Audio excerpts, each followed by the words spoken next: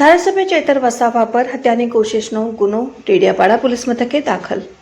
મળતી માહિતી મુજબ ગઈકાલે 4 કલાકે ટેડિયાપાડા પોલીસ મથકમાં ધારાસભ્ય ચૈતર વસાવા સામે હત્યાની કોશિશનો ગુનો દાખલ કરવામાં આવ્યો છે. ફરિયાદી છે તાલુકા પંચાયતના પ્રમુખ સંજયભાઈ રમેશભાઈ વસાવા.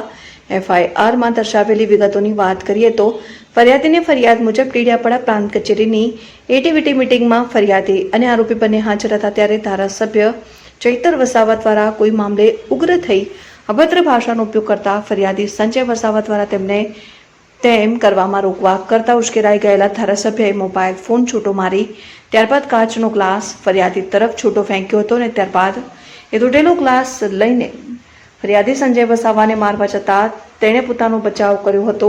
આ પ્રકારની વિગતો ટેડિયાપાડા પોલીસે FIRમાં દર્શાવી છે. આમ ગઈકાલે જે ટેડિયાપાડા તાલુકા પંચાયત પ્રમુખ અને ધારાસભ્ય વચ્ચે જે માથાકૂટ થઈ હતી તે હવે ખૂનની કોશિશના ગુનામાં પરિવર્તિત થઈ છે.